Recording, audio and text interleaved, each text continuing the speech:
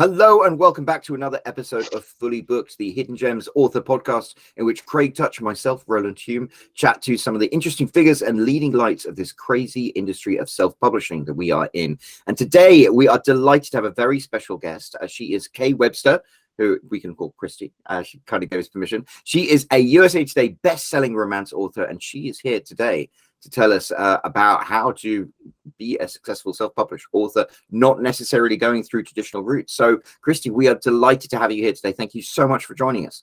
Thank you. Thanks for having me.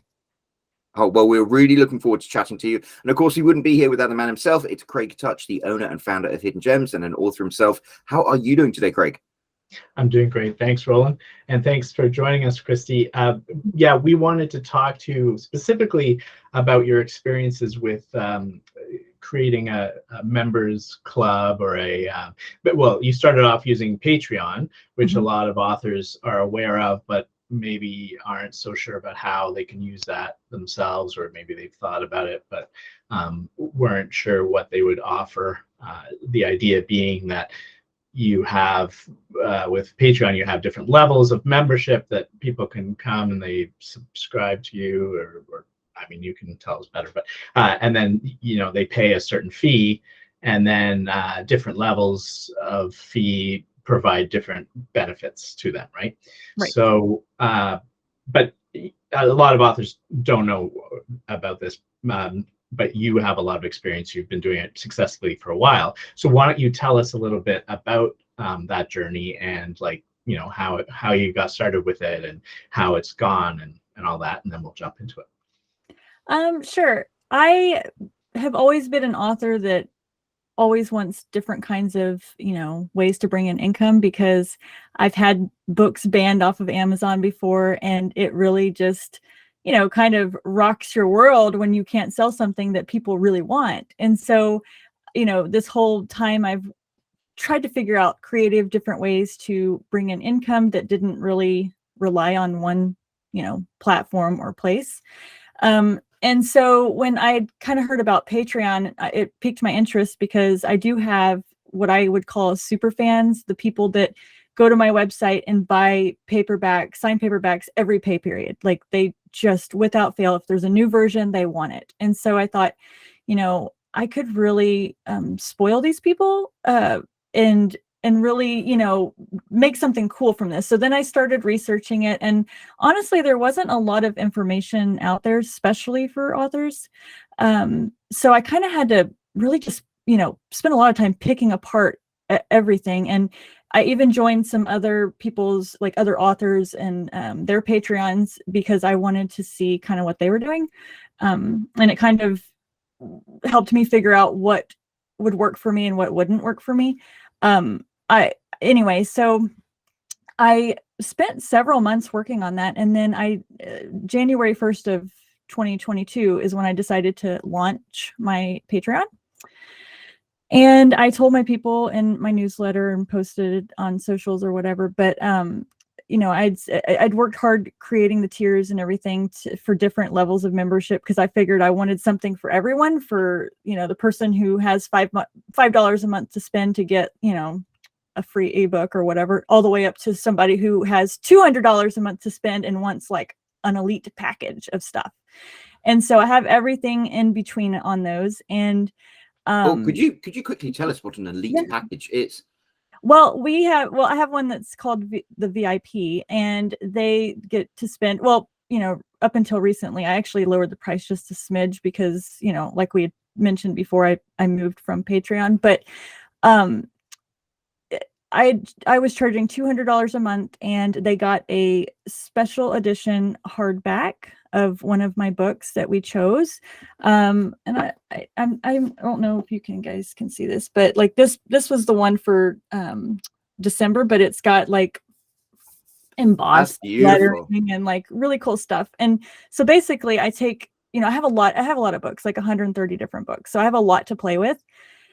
And I basically every single month will take a special, a book, and I'll create a new cover for it, and that'll be the book of the month. And so for the $5 tier, they get that free ebook with the special cover, and that's all they get. But then all the way up to the hardback, they get all the special with, you know, like with chapsticks and bookmarks and stickers and, you know, all kinds of fun stuff. And at first, you know, I had a lot of pushback from like family and friends. They're like, you're going to charge $200. People are not going to pay that.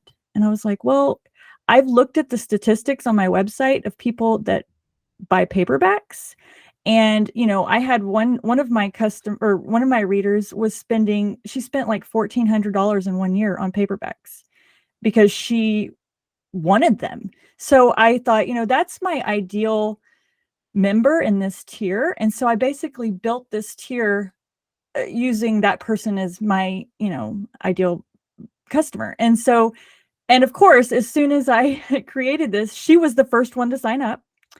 And she even signed up before I was even ready. Like I was going to be January 1st, and I had opened it up just a little bit before just to get everything going. And she signed up in December, and I was like, oh my gosh. So I ended up having to refund her because I didn't have anything for December.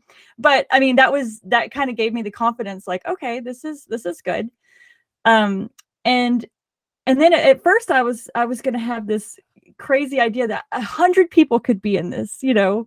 I don't know what kind of big dreaming that was, but it was kind of silly. And so I had 3 people that signed up, and I was like, okay, well, I mean, that's $600 a month. That's pretty good for just starting out. Oh, you muted. Yeah. Muted. I was going to say that's more than a lot of self-published authors make in book sales in a month.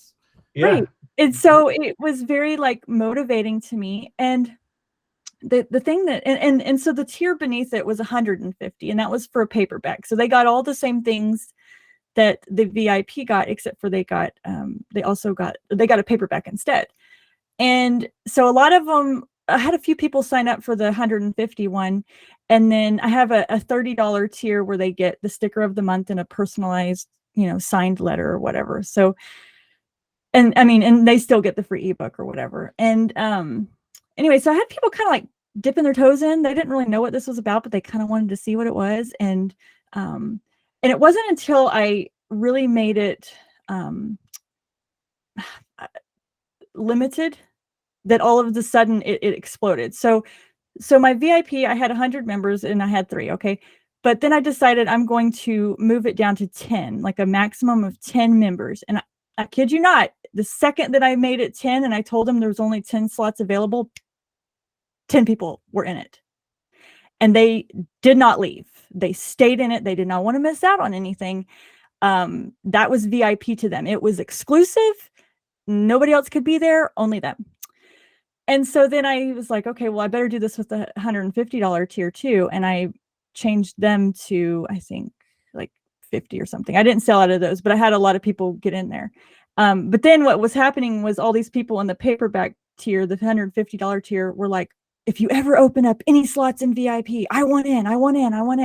And so I ended up opening 10 more slots, and boom, they filled up. All those people in 151 transferred over. They wanted the hardback. And so basically, as I started to grow this thing, I didn't have it all set in stone. I had like the framework of what I wanted to do, but I kind of took their advice and paid attention to what they liked and what was working for them, and really kind of built upon that. So like one of the things that I did was, obviously when I order my paperbacks and my hardbacks, I have to go through 48-hour books, and they have certain quantities to get the price break. And so I would have like a bunch of stock in hand. And so then I was like, well, I wonder how I get rid of this stock without like offending my VIP people. And, you know, I don't want them to all of the sudden feel like they're not special. So I asked them, what would you guys like to do? And they were like, well, you could offer us an overstock sale and we'll buy those extra books. And I was like, okay. And so the VIP gets to have access to the overstock sale the day before the other club does. And these books are still priced at like $60 in the overstock sale. I mean, there's still stuff that I send with them. They just, you know, I'm taking out the membership stuff, you know, and they will buy them like crazy. I have to put limits on them because they buy them up. And so it's, you know, so many people are like, well, nobody would spend that much. You don't know other people's, like, you know, what they want to spend their money on. I also kind of based it on my husband. He's really big into music, and he loves like collector's editions and signed albums and all of this stuff. And he will spend some money on those things. And when they come out, if it's exclusive, he wants it.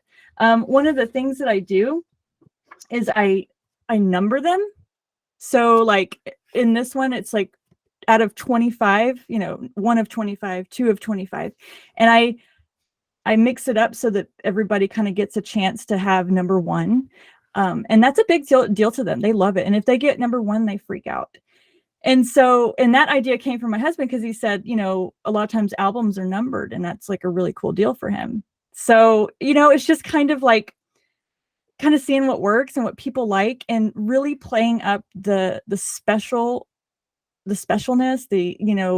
how cool and exclusive it is, and people really eat that up. So that's fascinating.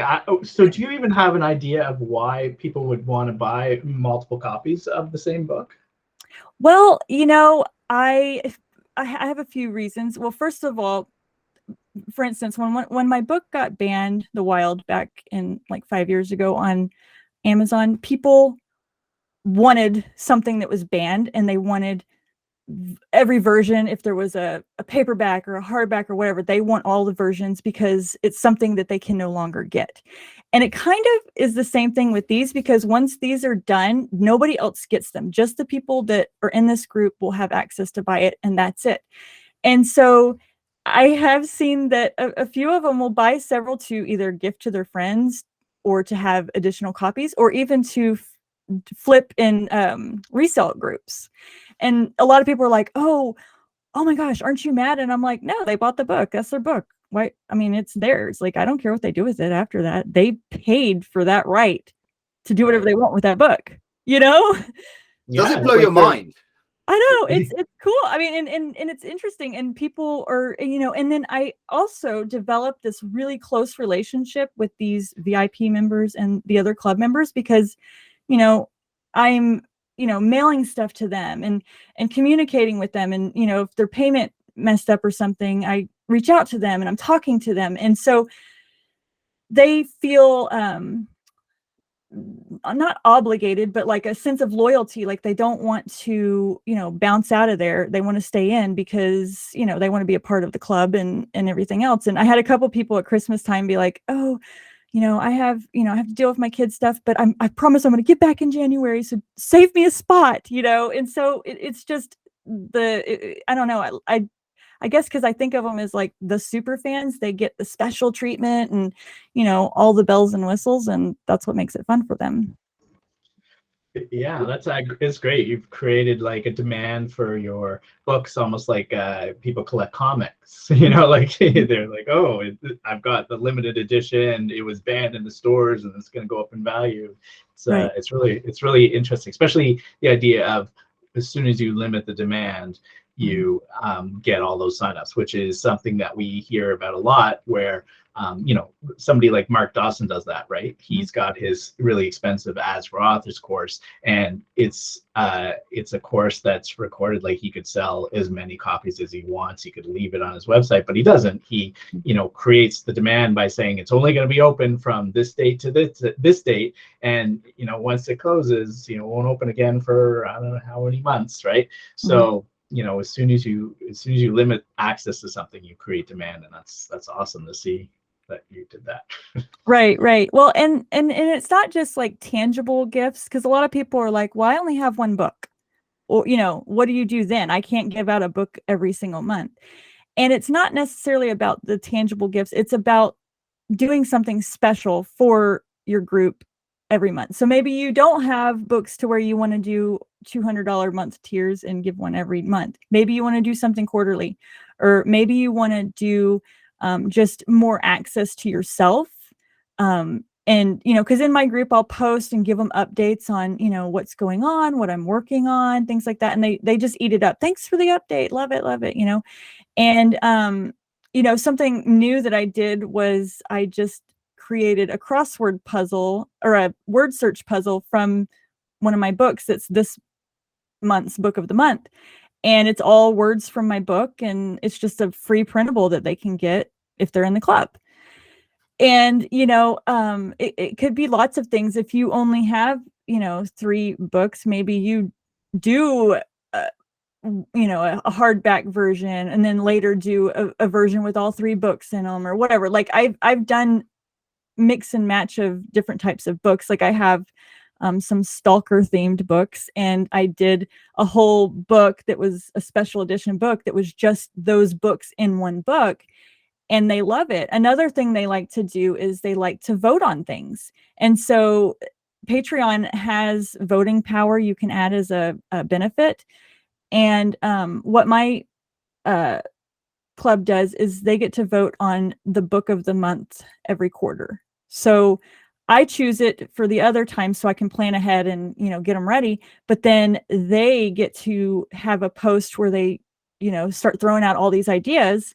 And then whichever ones seem to be the most popular, I put those in on a vote, and then they vote. And, I always tell them this is our club. It's not my club. It's our club. And they do enjoy having that, like, they feel like they're part of the club because they get a say so. And, they'll tell me, wouldn't it be cool if you did, beanies one time, and I did beanies one time, they give me ideas and I go with it.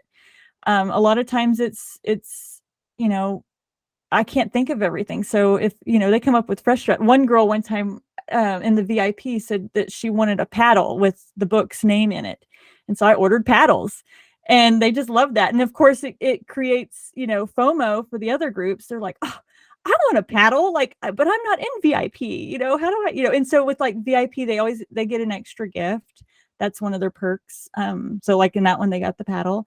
And then another, you're talking about like a canoe paddle, like that? like a little paddle, like a smacking paddle. Yeah. So it's something you can just put on your bookshelf, it's a really little thing. I do candles. I do like all kinds of stuff, and they love all of the, all of those things. So.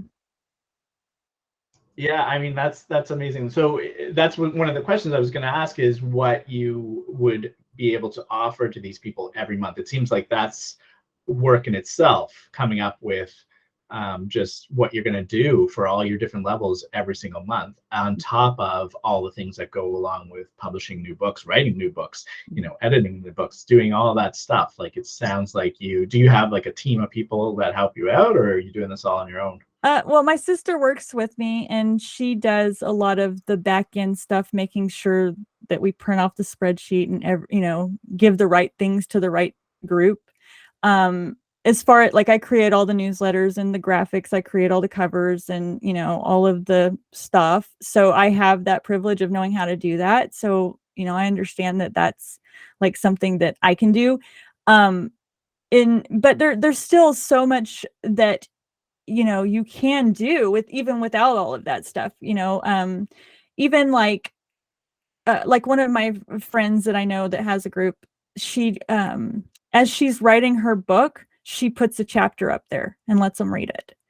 And she said that takes the stress off of her of, whatever book's coming out. They're basically getting to read it for free as she writes it.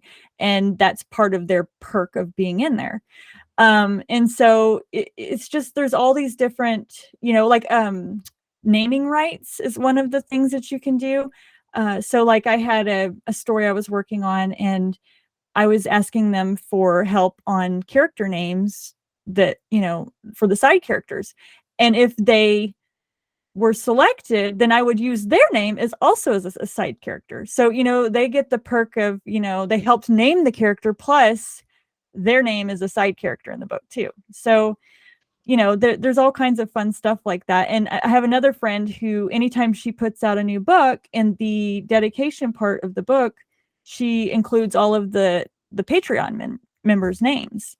And, it's you would think, oh, nobody cares about that. But I'm in her Patreon. I got in her Patreon to learn how to do Patreon, but now I stayed in it because I like it. And now every time she puts out a new book, I open it up so I can see my name there, and it just makes me happy. So, I mean, that, you kind of have to think like the consumer, I guess, and what makes you happy when you get special things, whether that be a early peek at something like a cover, or, just, and I would definitely say to start small and then build on it, because it's always better to, because the thing with Patreon is they have lots of ideas and they list them all out, and you can go crazy and start, add 27 things to your highest tier. But then, some of those are like phone calls and just all kinds of crazy stuff. And at first, in theory, you're like, yeah, that's good. They deserve that. They're paying this. But can you actually do that? I figure myself, I can easily put out a post every single week with some kind of, update or anything like that. I can do these special boxes and, send out a free ebook and a newsletter. That's all comfortably within my realm of things I can do. But a lot of those things, it's too much, and you really should start small before because what you don't want to do is go gung-ho and then 3 months in be like, I can't do this, and then just totally fall off the map. Right. It's easier to be consistent if you do, and they're going to appreciate that, because we think, oh, they want all of this value, they want all of this content.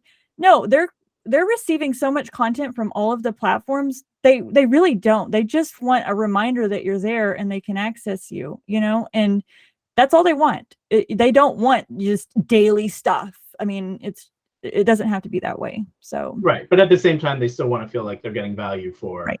what they're paying for. It doesn't have to be a daily value, that you have a month to give some sort of value. So to talk a little bit about the sort of the nitty gritty about how it works, if Patreon has all these ideas and they tell you all this stuff, are they managing any of it? Is any of it managed through Patreon, or is it just like, here's the list of things that this level will give you, and it's just up to you to manage it all yourself, and they'll just tell you this person signed up for it and here's a list of stuff you got to give them? Right. They give you all of the tools to do it and have all of the parameters set up. But as far as, and there's like little built-in reminders and checklists. So it'll say like, you said that you wanted to send out newsletters to Club Pebble, and this month you haven't sent them, and it'll list all the list of people, and you basically check it that, yes, I sent all those. So are you sending it through Patreon so it knows that, or you're just telling it I sent it? You're just telling it that it sent it. It's kind of just a reminder thing, and you can choose to ignore it or whatever. And so I send them out through my normal newsletter, but the subject line says members only, and then whatever, and that way they know it's a special one. And then if you're sending out physical things, books and candles and all that, I assume when they sign up for Patreon, they give their shipping information, and then you just do that from your house and drop it in, and all that. The cost of sending it out is all included within their package, right? You're not charging shipping and handling on top of that, right? And that's why it is like, that's why it seems more expensive, because I do include the shipping. And that's how I do it on my website too, with the books that I sell, because I feel like it looks cleaner, and of course I do have some international people, and I go into it knowing that I'm going to eat out of the profit a little bit on them, because it's going to cost more to ship to them, but it's not like every single person is international. And then I do have like the people that get the stickers, once a month, and they're paying $30. So the only physical thing I'm sending to them is stickers. So I'm grabbing the profit out of those where there's a lot of profit, and, balancing it. So.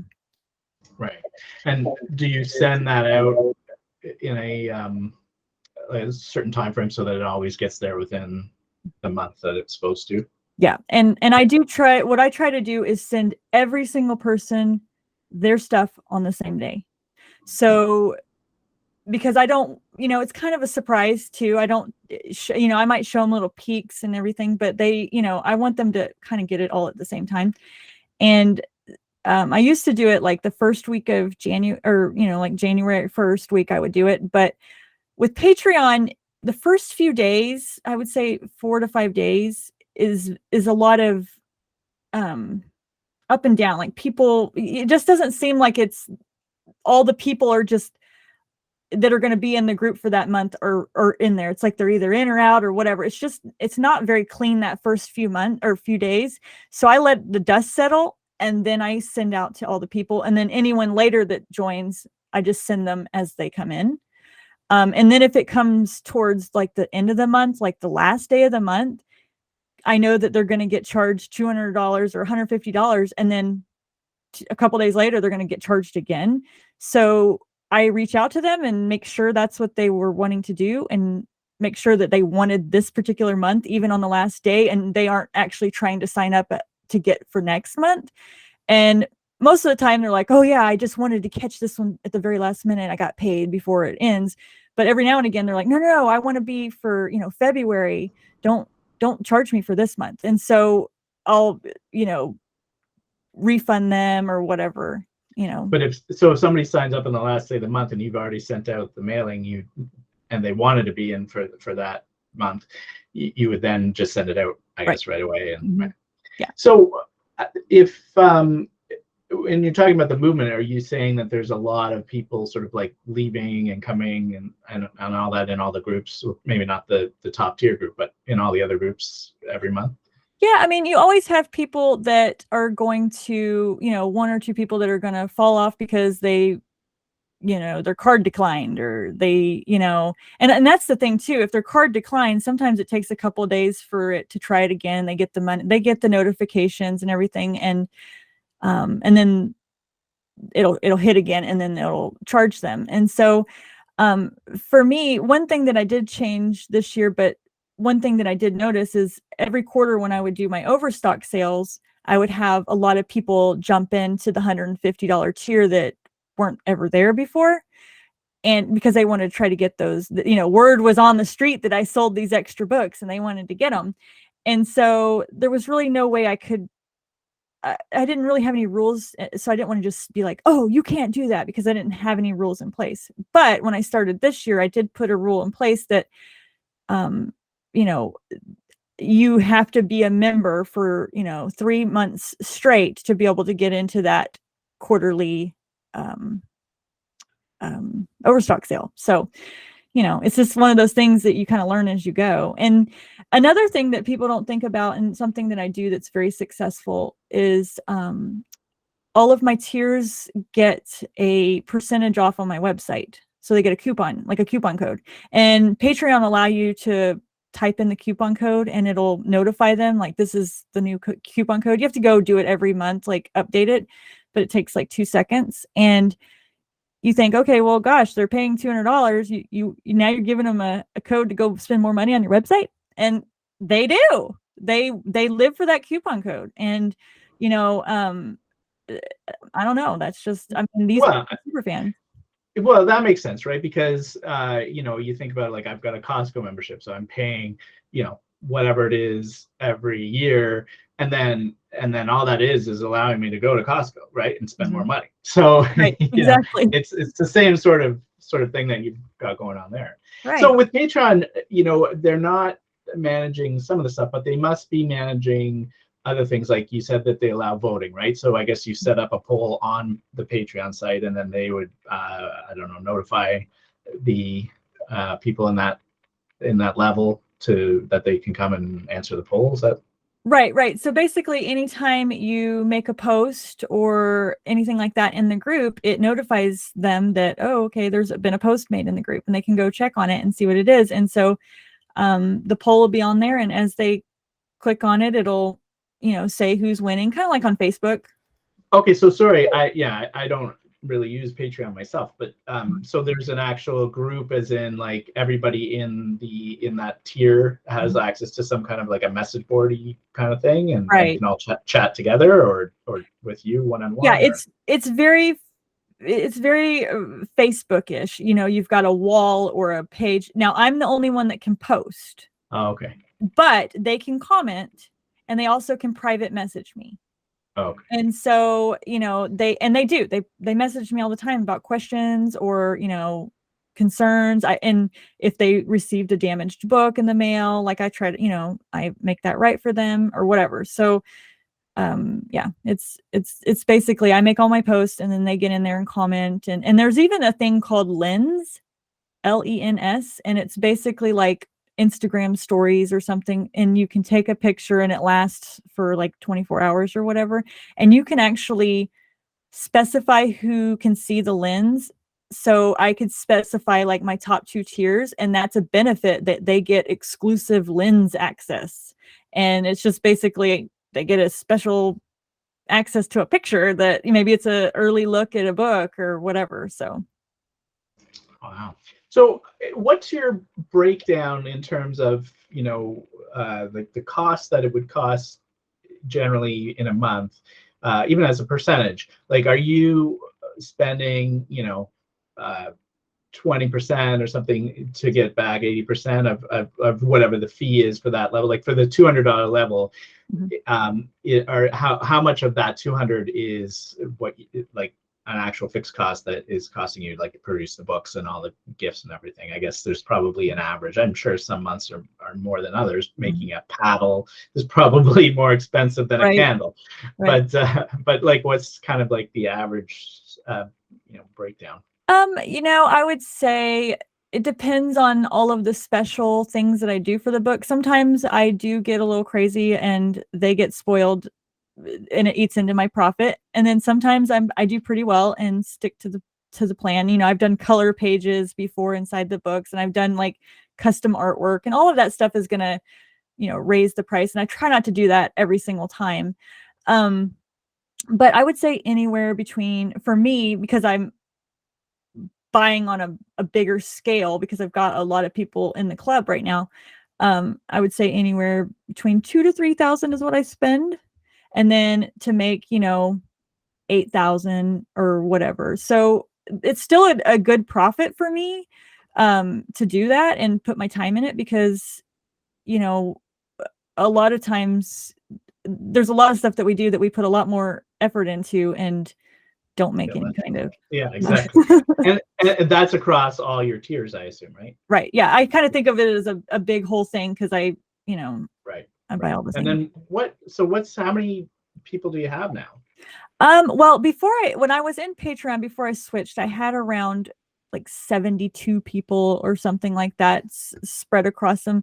I haven't everything, like I mentioned before, I switched to my website through MemberPress, which I don't recommend. So everybody, please go through Patreon. But I keeping up with the numbers and everything, we just transferred into a new year. I don't have all the figures yet, but I will tell you that before I switched, I told every single one of my people how to get over there, how to switch, and they made the move. So they went over there. I'm assuming it's around the same. I did change the tier structure a little bit, so I don't know exactly. Like, I made the $5 one a free one, and then I eliminated a $10 tier I had, and just kind of reframed it. So it's a little bit up in the air, but I would say 60 to 70 people are in it. And you talked about moving off of Patreon. So Patreon, I assume, takes a cut of what's the percentage they take? I don't actually know the actual percentage. I never looked at it. I just see how much they take out, and I would say that when I had one that was like 8,000, they took like $1,000 out. So I mean, it was a pretty hefty fee, and that was kind of one of the reasons why I was going to switch. And I felt like if I wasn't paying that fee, I could bring down the cost of what they were paying my readers. Right. But I didn't actually factor in all of the tech part that I would have to pick up on, because Patreon was doing all of that, and I knew I was going to have to do some of it, but it's been a lot, and I feel like it'll eventually smooth out. But for people that are just starting out, they definitely do not need to do anything like that. Right, because MemberPress, I was looking at that. It's a WordPress plugin, right? Mm-hmm. So you have to have a WordPress website to be able to even use that. And I'm sure there are other options out there, but they're all going to be a similar sort of thing where, first of all, you probably have to buy it as a one-time cost, which is fine, because that's obviously going to be far cheaper than paying, this fee to Patreon all the time. Mm-hmm. But then you have to build it into your site, and as somebody who runs a website and like deals with plugins, it is a lot of work. Right. You have to build it now. Mm-hmm. So MemberPress, though, is it like allowing you to do credit card transactions and all that stuff, right? Yeah. They have all of Okay. they have all of the capabilities. I created the same like type of tiers, the same structuring. And I even added in Buddy Press, which is like the social media side of it. And so certain member levels can have it, I basically wanted it to feel like Patreon, but on my website with my own branding and all of that kind of stuff. So Right. And then I guess, you're still paying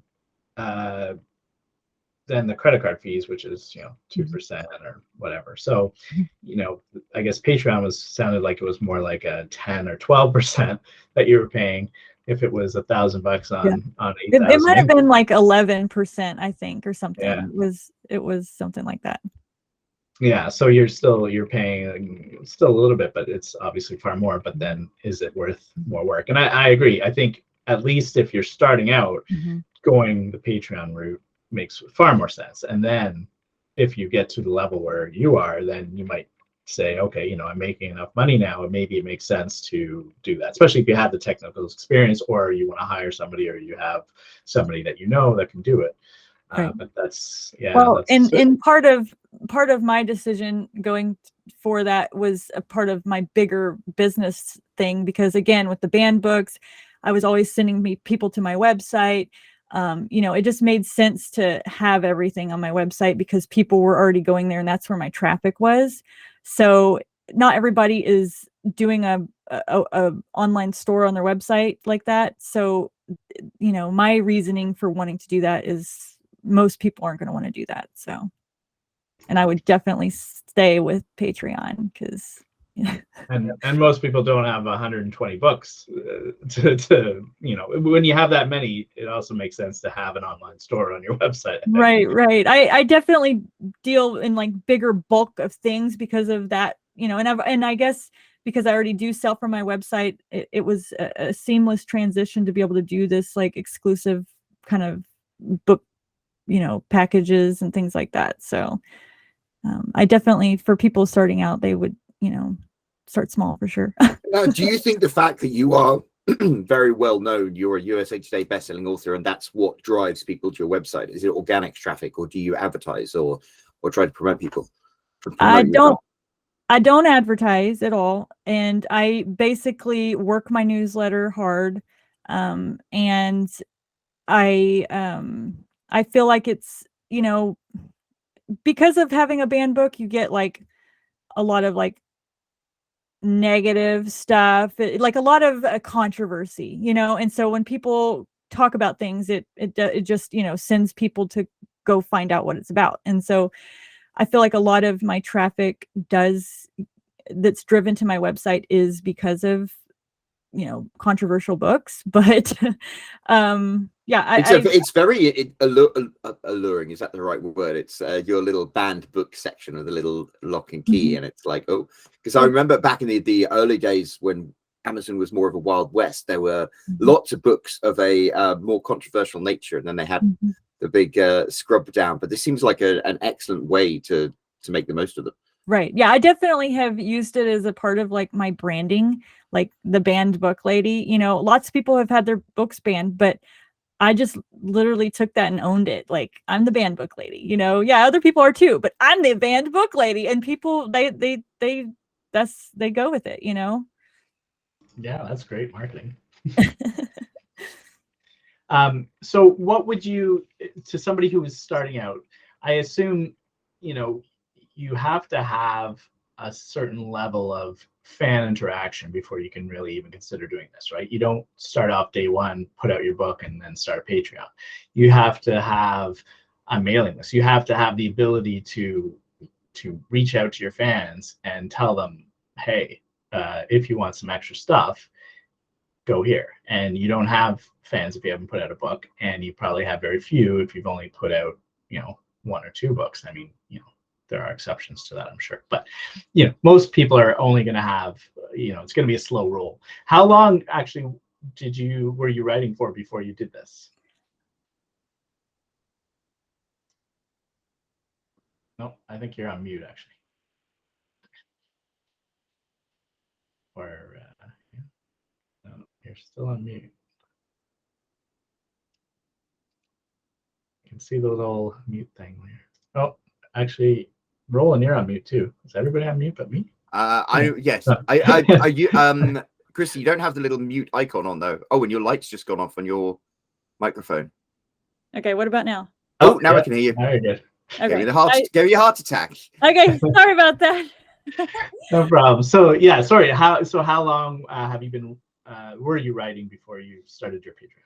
I have been writing for, well, I will have published 9 years in February. So if I did it last year, I started last year, so 8 years. But I had a thought actually last night, which is perfect timing. But I've been wanting to start a pen name like in like teen fiction, something totally different, start fresh and that sort of thing. But I was thinking about I would start a Patreon along with it. So at the end of the book, in the book matter, or in the back matter, a lot of times you get to the end of the book and you're like, basically the same idea for a newsletter builder. Do you want to learn more about these characters? Sign up for my newsletter, or get a free bonus story if you sign up for my newsletter. But also put that right there at the end and say, and also if you want sneak peeks at, character inspiration or playlist that, when I was writing this book, or, what's going to, stay up to date on what's going to happen next for these characters or whatever, go to my Patreon.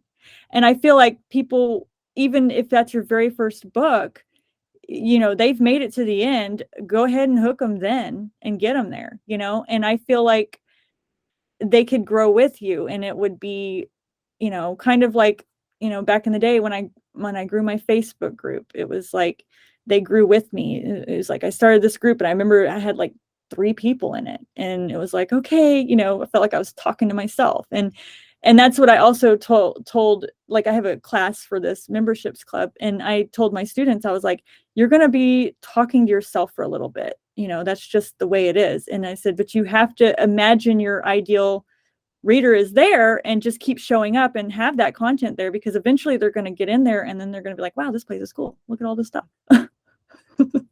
What's your class? Because your members are other readers. They're not authors, right? So right. What is your class on? My class is for other authors, and it's called Author Membership Clubs Made Super Easy and Actionable. And we just went through the live course last month, but I changed it to a self-study on my website. And basically, whenever I taught the course, I gave every single member who signed up for this on the live course that I did last month, this workbook. And because I wanted them to like get the idea, and it has like all kinds of stuff in it, but I wanted them to understand like how special it felt to get this workbook. Because when you sign up for courses, do they ever send you a pretty, it's always a PDF. Nobody sends you a physical workbook. And so I sent them a physical workbook, and I wrote them a little letter like, thanks for joining my course and everything. And it like blew their mind. Like, I can't believe I got this. This is so cool. You sent this all the way to Australia. Like, oh my God. And it was like, I want you to take that feeling of how special that made you feel. And that's what you're going to do for your readers. That's what they want. So, there's a purpose behind it so that they could understand like what it felt like to get something unique and special that nobody else did, So this is a class that people that authors can sign up for on your website? Mm-hmm. Yeah, it's under it's under K Club University. There's a little course under there, and Okay, yeah, I misunderstand. I thought you meant this was like another benefit that that your regular No. Patreon. Okay, that makes more sense. Yeah. So okay, that's cool. We can drop a link to that in the show notes for this as well, because I think anyone listening, that's the kind of thing. How often do you run it? Well, last month was my first one. And so we did a live thing, and, where they could ask questions and things like that. And then they have access to a group where they can dive deeper and, get suggestions and all this stuff. But the course definitely, it was a 5-week course, and it would go through like everything, like suggestions on, what to put, to offer, and like pictures of examples of stuff that I've done, and how to market, and just all kinds of stuff. And how much does that cost? It's $99 for the self-study. And how long? So how long is the class?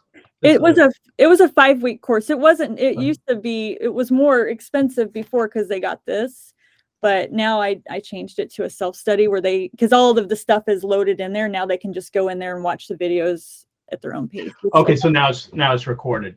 Right. Right. And people can get in there and just, they don't have to watch it live. Right. That's pretty cool. This has been, unfortunately, we are running out of time, so we're going to have to cut this short. But it's been such a fascinating discussion. To me, I think what's so interesting is you've really tapped into the psychology of your readers and your fans, and things like limiting stuff, making them feel special. That's amazing, and it's amazing how well it's worked for you.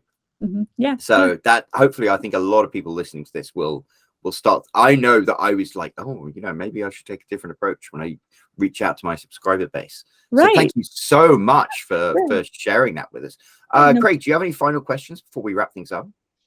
I mean, I'm the same. Like I've often thought about different ideas for hidden gems and membership levels, and this is sort of like one of those things where it's like, wow, those are some really good ideas. That's like a really good approach to it. So, I think anyone listening is going to have that same sort of, the wheels will start turning in their head, because as authors, we're often looking for other ways to supplement our income other than just the book, especially because there's a lot of time in between where you are writing your book and you haven't put it out, and you haven't, the numbers start declining, or maybe it's just a tougher time, or your latest book didn't do what you thought, or whatever. There's all sorts of reasons why authors kind of look for those alternative income sources to make things a little bit more stable, and this is one of those things that really makes a lot of sense. So thanks a lot for coming on, Christy. No problem. Great talk.